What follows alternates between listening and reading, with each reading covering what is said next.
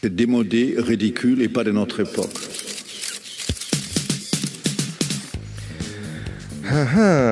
Et il y en a qui vont à la plage, d'autres qui montent les marches du palais des festivals, et il y a celles qui ne loupent rien, les yeux scrutant le moindre froissure sur les tissus toujours plus moulants, pour mieux nous faire vivre, et pour mieux suivre ces plats extra allégés, normalement.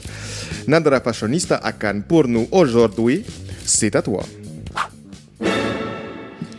Comme chaque année, le Festival de Cannes nous enchante, nous fait rêver et nous rappelle à quel point notre vie est terriblement ordinaire. Les stars sont irréelles, habillées par de grands couturiers, chaussées par de grands créateurs, accessoirisées par de grands joailliers, manicurées, coiffées, peinturlurées par de grands artistes. Elles défilent majestueuses dans des robes pour la plupart scandaleusement dénudées, aux fontes interminables, aux décolletés étourdissants et dans des matières fluides et transparentes pour nous faciliter la visibilité sur leur corps sublime sans défaut. Nous sommes ordinaires, vous dis-je. Les hommes, par contre, sont d'une très grande élégance, certes, mais sans grande surprise dans les costumes classiques à nœuds papillons, comme le protocole l'exige. Et comme chaque année, ils n'ont droit à aucune fantaisie. Et je trouve ça assez dommage d'ailleurs, car nombre d'entre eux peuvent être très fantaisistes, mais ce genre d'événement brime leur créativité. On s'en fout. Pauvres de nous, on est si peu de choses devant cette exposition continue de magnifiques jeunes gens richissimes, talentueux et très bien habillés. Oui, je dis jeunes, car ils sont quasiment tous tirés. À 4 épingles. Merci Nip Tuck, au passage. Le tapis rouge est couvert d'étoiles, le piétinant de leurs chaussures, Jimmy Choo, Louboutin, Manolo Blahnik, Chanel, Dior et j'en passe. Les robes ne sont pas en reste.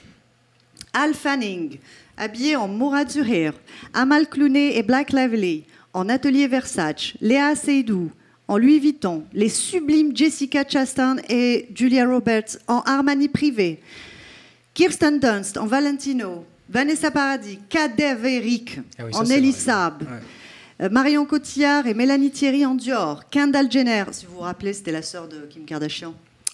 Mais en version plus belle, en Roberto Cavalli. Eva Longoria, qui a pris un peu de poids d'ailleurs, en Pamela Roland, Charlize Theron en Givenchy, Mila Jovovich en Prada, Bing Bing Lee en Stéphane Roland et bien entendu, celle que vous attendiez tous, Isabelle Goulard et Bella Hadid, totalement, littéralement déshabillées par Alexandre Vauthier, un créateur que j'adore. Ça, c'est vrai. Oui, messieurs, déshabillées. Et c'est un euphémisme, car mademoiselle Bella Hadid, qui portait la robe la plus haute du festival, une robe rouge, vous vous en souvenez ? Oui. Voilà. En satin très largement décolleté, Oui, telle une nuisette, et fendu jusqu'à la taille, et le mot est faible. Ouais, c'est bien d'elle. Elle a une taille haute. Mais un coup de vent n'a pas tardé à la soulever, dévoilant un body rouge cousu à la robe. Désolé, c'est ballot. Ben oui. Oui, elle portait bien des sous-vêtements, certes insignifiants, mais néanmoins existants. Jolie jambe au passage. Les plus grandes actrices et mannequins de la planète ont ainsi défilé sur la croisette. Mais qui était la mieux habillée ?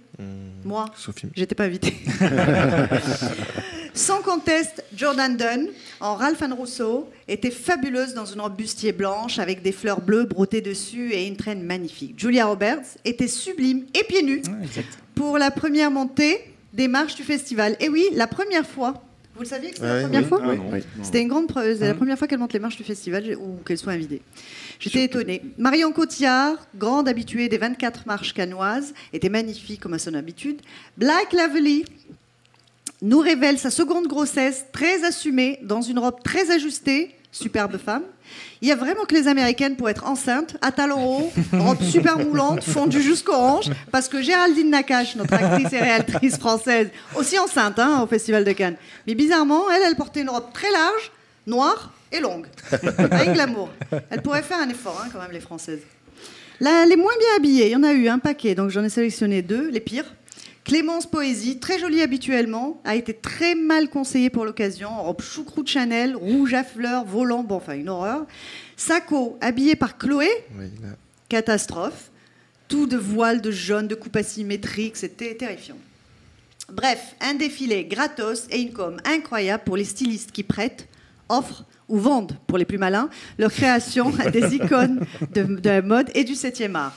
un défilé international en one-shot sur une semaine avec des soirées prestigieuses, de grands photographes et une pub d'enfer pour continuer à s'enrichir le reste de l'année avec des Kim Kardashian ou autres Paris Hilton qui dépensent des fortunes pour avoir une classe et des allures qu'elles n'auront jamais.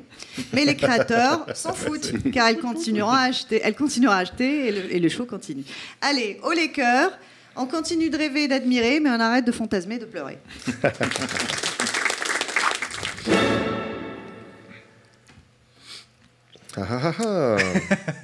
Oui, c'est vrai. Il y a vraiment quelqu'un qui s'appelle Bing Bing, en fait. C'est Oui, ce que j'ai... Ouais, Bing voilà. Bing Lee.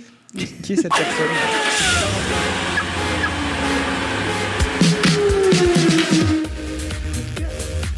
Et on enchaîne avec Groom. Ah, parce qu'il n'y a pas de coup de cœur pour Nana? Eh si. Et il y a un coup de cœur. Oh bah.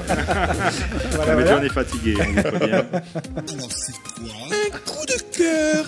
Sorry. Un quiz. Alors je suis étonnée que tu l'aies oublié celui-ci. Oui, j'ai oublié, je suis désolé. C'est vrai que j'aurais pas dû. Il y en a qui va avoir des problèmes. Mais là... Ah ouais, alors, t'inquiète pas.